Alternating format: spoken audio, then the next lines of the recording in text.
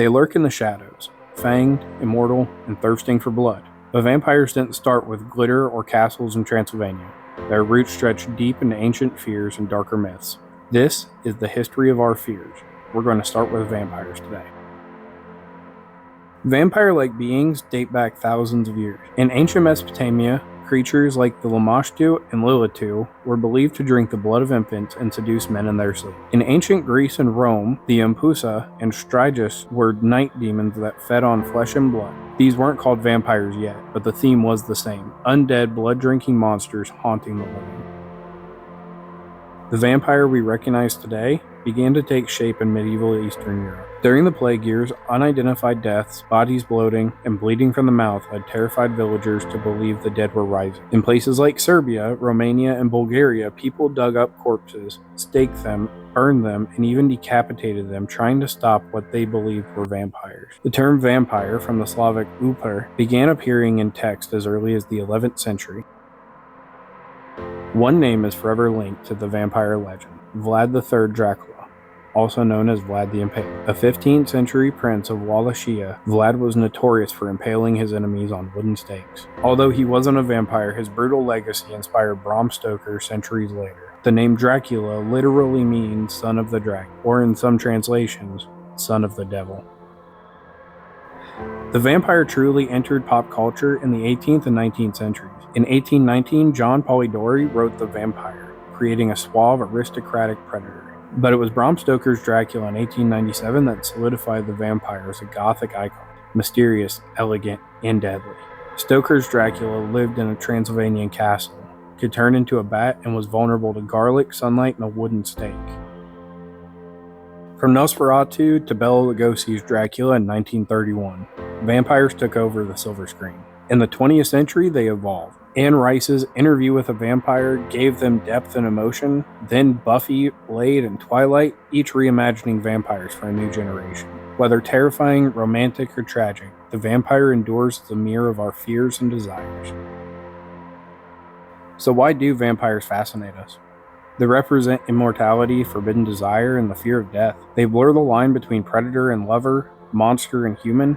Every era creates the vampire it needs and fears. From ancient demons to modern-day pop icons, vampires are timeless creatures born from our darkest imaginations.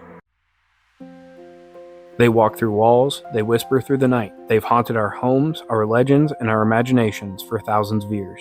But where did our belief in ghosts begin? Today, we're looking at how far back these specters have haunted mankind.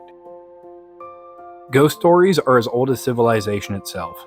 In ancient Mesopotamia, clay tablets dating back over 4,000 years describe spirits of the dead who returned when proper burial rites weren't performed. The Egyptians believed in a spiritual double called the Ka, which could become restless after death.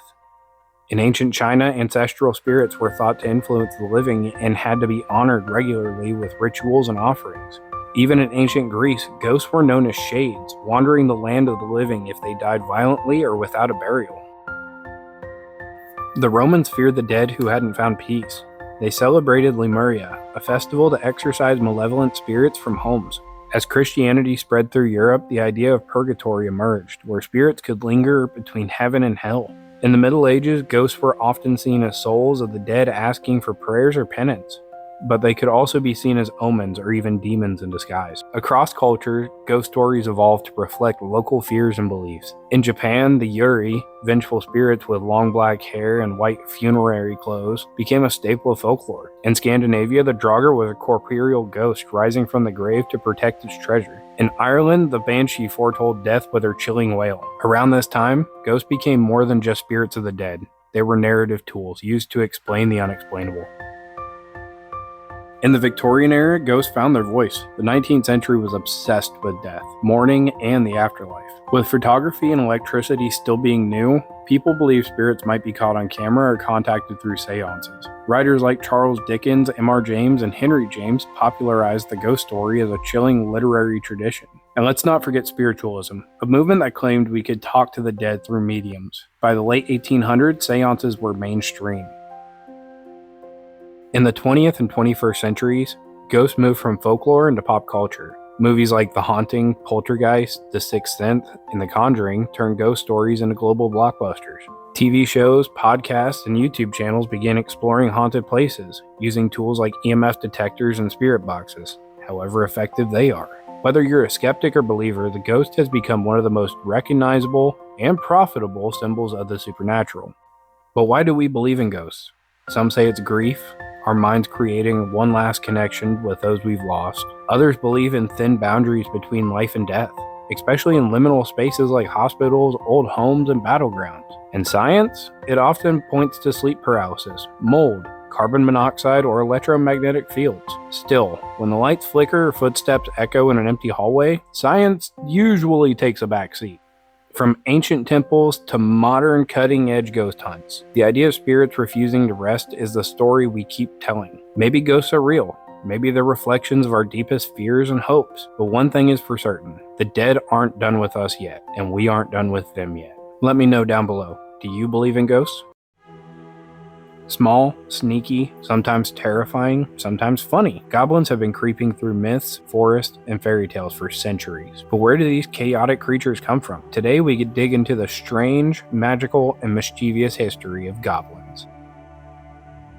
Goblins originate from European folklore, with roots going back as far as the Middle Ages. The word goblin likely stems from the Greek koblos, meaning rogue or trickster, a word that evolved from Latin goblinus and French gobelin. Early goblins were supernatural beings believed to live in forests, caves, or even people's homes. They were rarely seen but often blamed for bad luck, missing items, illness, and nightmares. They weren't just mischievous though, they were also dangerous. In medieval texts, goblins were described as deformed, spiteful, and unpredictable beings. What we call goblins today are actually a mix of many regional creatures. In England, you had hobgoblins, the smaller, friendlier cousins who helped with chores, if you treated them well. Anger them, and they turn your home upside down pretty easily. In Scotland, there were redcaps, goblins who haunted castles and dyed their hats in blood. They're Scottish, of course. In France, the Luton, or goblin, was a household spirit, more playful than evil, though just as annoying. In Germany, the Kobolin live in mines.